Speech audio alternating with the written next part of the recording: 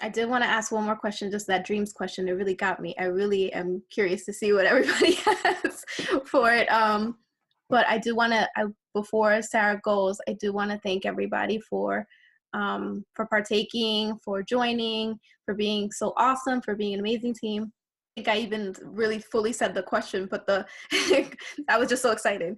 The question was, I've had a lot of strange dreams lately, and I guess they were just wondering about, is it due to the season, or like what is going on that everyone is suddenly having such strange dreams?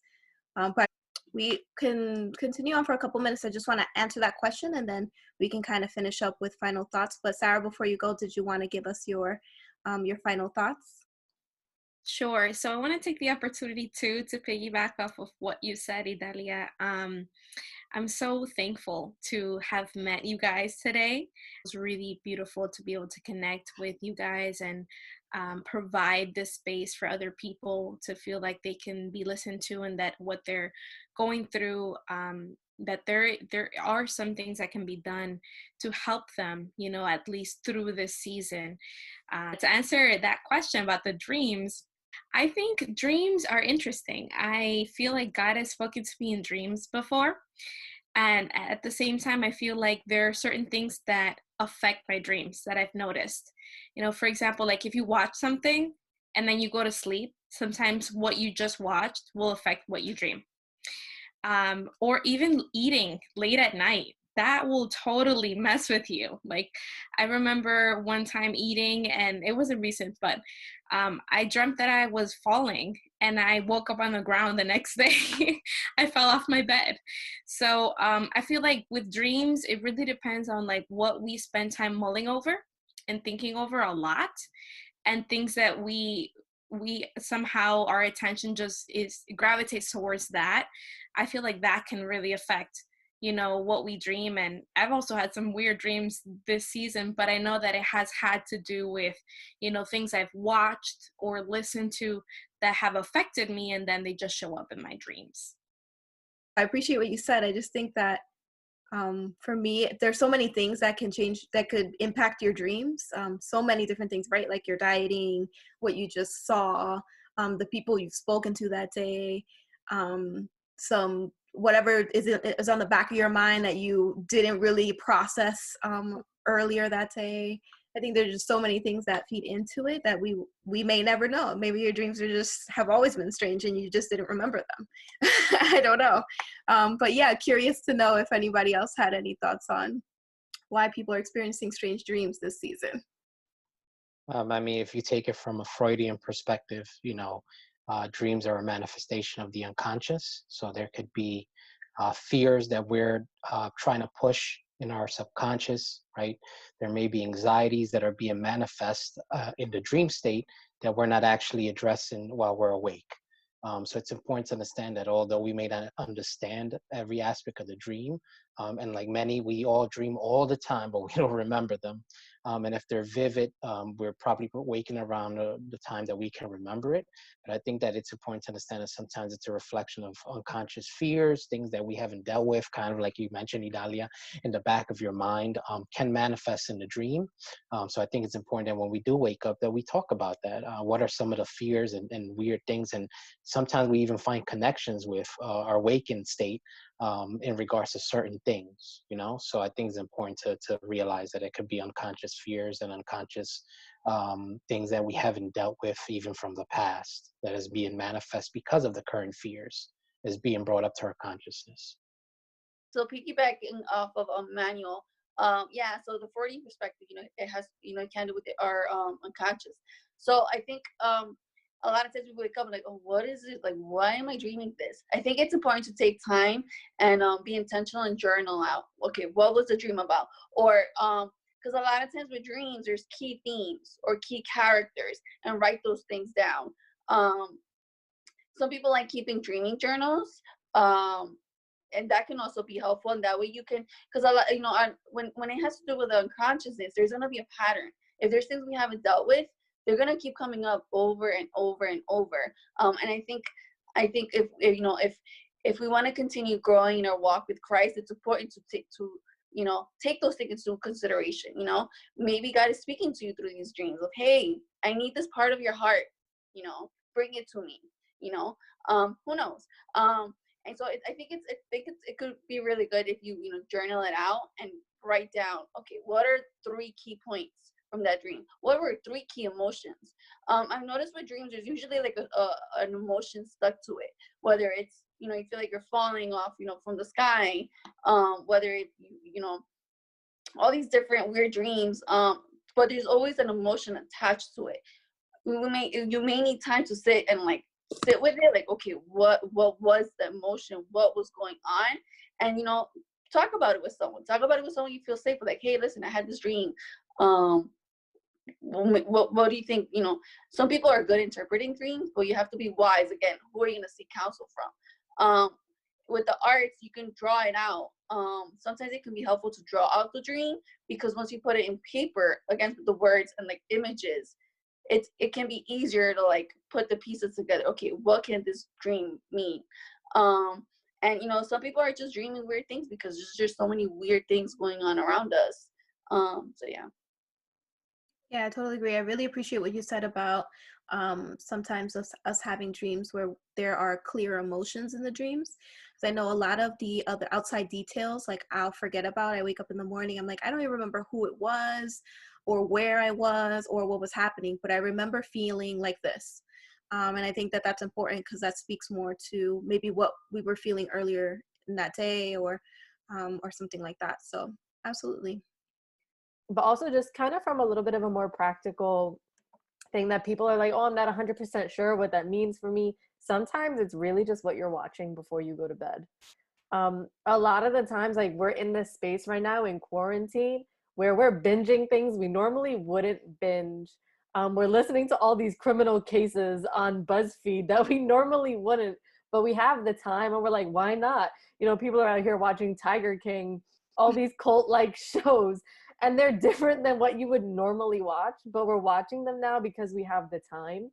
And sometimes what you're watching before you go to bed, the things that you're binging for hours, like I remember binging Criminal Minds, like for seasons at a time, I was dreaming serial killers. Like it was just because this is what I was filling my brain with. It's just kind of sometimes what it is. So just kind of analyze, like, what am I watching throughout the day that could be influencing this in my unconscious? Just so to be mindful, just generally, as Christians, it's something that we think about a lot, like guard your heart, guard your mind, be careful what you're putting in. If your dreams are weird and they're making you feel uncomfortable, think about, like, what am I putting into my brain before I'm going to sleep? What am I watching? What are the things that I'm dwelling on throughout the day? Because that'll just manifest itself in your dreams and your unconscious. It's your brain is still working and it's still going and it's still moving. So just to keep that in mind. Just something quick, like everything that everybody said is great because you're talking about just different areas of how this dream or what this dream means. But sometimes, at least, like, I don't know, like in Spanish, it says it's called disparate, but sometimes we dream disparates, like we dream things that make no sense. And I think that in those moments when it doesn't make sense, it's like, okay, that sounds like a distraction. That sounds like something that I shouldn't really be focusing on right now. Maybe I should focus on something else.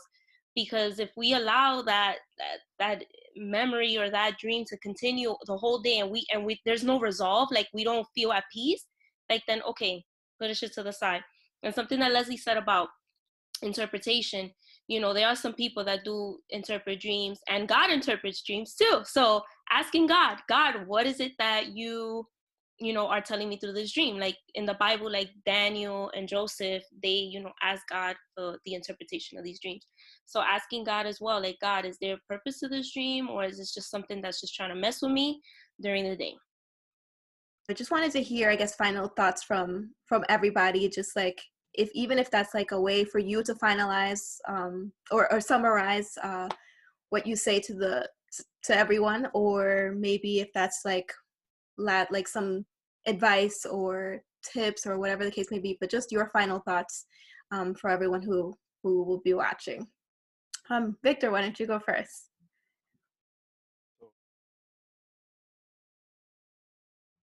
If you are a person of faith and you are experiencing anxiety, if you are depressed, if you're scared, It's okay. It's okay. These are real emotions. We are going through tough times, but our security comes from the Lord, right? Our soul, our life is secured in God. And so, despite the chaos, despite the circumstance, despite the COVID-19, our place of refuge is God. And so, God gives us the resources, He gives us His word, right? And in His word, we know what He has in store for us for eternity. He gives us access to Him through our prayer. We can talk to Him and we can, I don't know about you, but I love to cry in front of God. I could have me a good cry in front, just pour it all out, right? Just cry. And I mean, I'm just pouring because the news was bad that day and I don't know what's going to happen tomorrow. But man, what a relief when we can go in God's presence and cry. What a relief when we go in front of God's presence and we're depressed. God will soothe us. God will take care of us. God will definitely take care of that emotion. So if you're a believer, we have the Lord on our side. And if you're a person who doesn't believe in God, right? If you're a person who maybe is questioning, like, this God, and I don't know if He's real or not, but I'm still experiencing anxiety, I'm still experiencing depression. Well, very respectfully, I want to tell you that there is a God who loves you. There is a God that wants to take care of those emotions for you. And the way to have access to that God is through His Son, Jesus Christ. And those emotions that you're feeling, that anxiety, that depression, they're real as well, right? And as you see, people who believe in God versus people who don't believe in God, we all got the same emotions, you know. The only difference is if we believe in God through Christ, He will help us cope through those emotions better. And our security comes in Him. I just want to encourage everyone who's listening to this, listening to all, everything that we said all this time, like, just, like Victor was saying, and everybody's been saying, like, just trust the Lord. You don't know the outcome. You don't know the future. Nobody knows it, but God is the one that knows, and He's in control of every situation. He's in control of your circumstance, and there's hope in the Lord. And if you don't know the Lord, right, today's your day. Today's the opportunity. Tomorrow's not promised to any of us. And so, if there's any worry in your heart or any anxiety or anything, that any depression or anything that's trying to take over your life, like, cling to the Lord. Don't cling to social media. Don't cling to, things that are not going to make you feel good. Cling to things that are going to help you to basically survive during this time, which is the Lord. And He's going to give you the wisdom. He's going to give you the strength to get through. I believe that.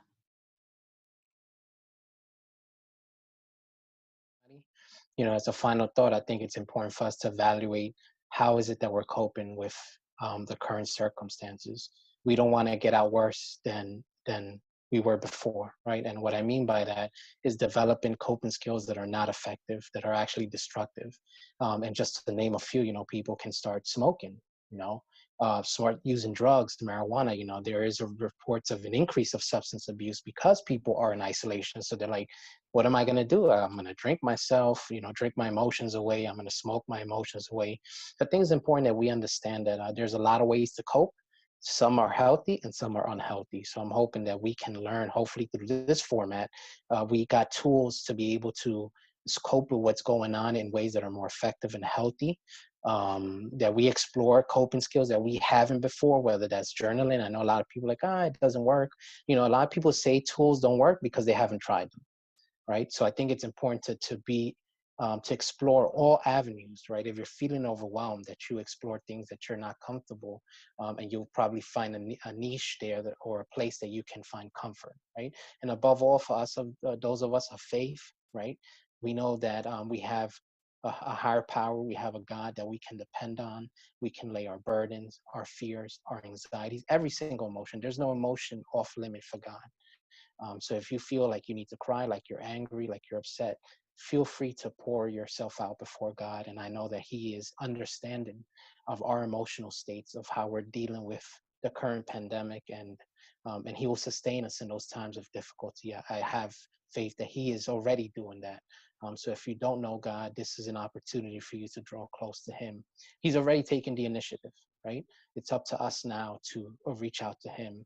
And I'm sure He's more than able, more than welcome to welcome us into His family of faith. Amen. Connect. I want to encourage every leader out there to take time for themselves Yeah, we are tending, our flock. We are, and whether you're a household of a family, whether you're a mother, whether you're a father, whether you're a pastor, whether you're a youth pastor, whether you're a youth mentor, take some time for yourself as well. Whether you work in the medical field, whatever field you work in, just take time for yourself, because it's important that we take care of ourselves in order to be, to take care of others. I know a personal worry. I was like, oh my God, but like, what if this person needs help? Like, what if someone else isn't able to help them? And I have to remind myself, God is always going to provide for our needs. I may not be the adequate person at the time, but God is going to provide someone else. Be kind to yourself. I want to encourage everyone out there, that this is going to pass. We don't know when, but this is going to pass. Don't put your dreams on hold. Don't put your goals on hold, but continue working on them. Give yourself lazy days. I'm noticing that this is like a wave. Like, we're like surfing waves. One day you may feel great. Oh yeah, I'm motivated, I'm encouraged. And the next thing, like, oh my God, like I'm grieving. I feel sad, and be open to that. Allow yourself to ride the wave. Because it's we're grieving. We're dealing with so many uncertainties, and we, as humans, we like control. We thrive in control, and right now a lot of the things we control, they're canceled, or they're just out of our hands. So be kind to yourself as you ride these waves of uncertainties. It's okay if there are days you just don't feel like getting out of bed. It's okay. I mean, of course, check in with your mental wellness. Is this leading to depression, or is this just, what, I'm just fatigued from yesterday? I want to leave you guys with this verse, 2 Corinthians 4:16-18. It's been one of my key verses throughout my upbringing. It reads, therefore, we do not lose heart. Though outwardly we are wasting away, yet inwardly we're being renewed day by day. Just an insight.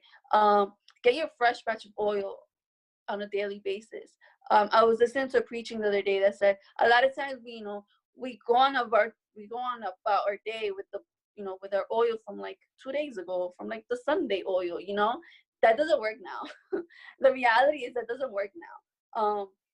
We're gonna lose our mind at some point. If we do that, we're gonna we are gonna become fatigued, and that's what the enemy wants, right? But we are being renewed day by day. For our light and momentary troubles are achieving for us an eternal glory that far outweighs them all. So we fix our eyes not on what is seen, but on what is unseen. Since what is seen is temporary, but what is unseen is eternal. The love of God is eternal. The hope of God is eternal. And this was an absolute honor. To those of you who are listening, know, like everyone said, your feelings are valid. Anything that you may be feeling, it's valid. We hear you. We want to hear you. There are people out there who also want to hear you. Know that if you're in this Christian community and sometimes this may be difficult or taboo, remember that there are people who want to support you, that there are Christian people who are counselors, who are therapists, who want to continue to just love you in this time and support you in the way that you need to be supported. So seek out those people for you. Take care of yourself first, because you can't take care of anyone else until you take care of yourself. And I just want to leave with this verse, Romans 8:37. It says, no, despite all these things, overwhelming victory is ours through Christ who loved us. So despite everything you may be feeling, despite anything that may be going on, you are a conqueror through Christ who strengthens you, that there is overwhelming victory for you. Like they said, today is a day to experience Christ so you can experience that overwhelming victory. No, it's not perfection. No, it's not always what we think it looks like, but it means that there is hope for us in eternity, and there's hope for us at the end. And that's what Christ has to offer us. So just remember that. And I pray that the Lord speak to you and guide you and keep you in this time. And we just want to instill hope. We just want to remind you that there's hope. And the hope that we have found is in Jesus. And I just wanted to, if it's okay, to read a brief passage in the Bible in Ecclesiastes 3:1, where it says, "There's a time for everything and a season for every activity under heaven, a time to be born and a time to die, a time to plant and a time to uproot, a time to tear down and a time to build, a time to weep and a time to laugh, a time to mourn and a time to dance." So the season that we're in, we're in a pandemic, in a crisis, but this too shall pass. The same way, we serve the same God in the Old Testament who did all of the miracles, and he has the same power today. So we are trusting and believing that he will see us through.